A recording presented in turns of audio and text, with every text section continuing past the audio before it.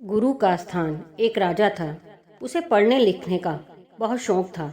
एक बार उसने मंत्री परिषद के माध्यम से अपने लिए एक शिक्षक की व्यवस्था की। शिक्षक राजा को पढ़ाने के लिए आने लगा। राजा को शिक्षा ग्रहण करते हुए कई महीने बीत गए, मगर राजा को कोई लाभ नहीं हुआ। गुरु तो रोज खूब मेहनत करता था, परंतु राजा को उस शिक्षा का कोई फायदा नहीं हो रहा था।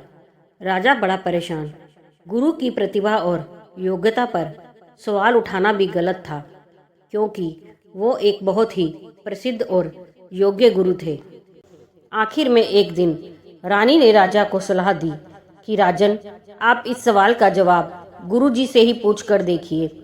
राजा ने एक दिन हिम्मत करके गुरु जी के सामने अपनी जिज्ञासा रखी। हे गुरुवर, क्षमा कीजिएगा, मैं कई महीनों से आपसे शिक्षा ग्रहण कर रहा हूँ, पर मुझे इसका कोई लाभ नहीं हो रहा है। ऐसा क्यों है?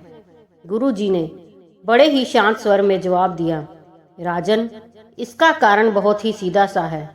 गुरुवर, कृपा करके आप शीघ्र इस प्रश्न का उत्तर दीजिए। राजा ने विनती की। गुरु जी ने कहा, राजन, बात बहुत छोटी है, परंतु आप अपने बड़े होने के अहंकार के कारण इसे समझ नहीं पा रहे हैं और परेशान और दुखी हैं। माना कि आप एक बहुत बड़े राजा हैं। आप हर दृष्टि से मुझसे पद और प्रतिष्ठा में बड़े हैं, परंतु यहाँ पर आपका और मेरा रिश्ता एक गुरु और शिष्य का है। गुरु होने के नाते मेरा स्थान आपसे उच्च होना चाहिए, परंतु आप स्वयं ऊंचे सिंहासन पर बैठते हैं और मुझे अपने से नीचे के आसन पर बैठाते हैं।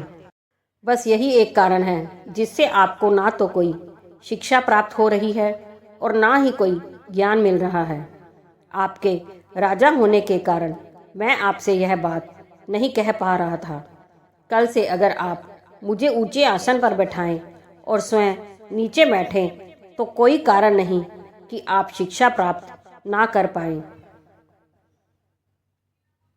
दोस्तों, अगर कहानी पसंद आई हो तो लाइक, सब्सक्राइब, शेयर ज़रूर कीजिए।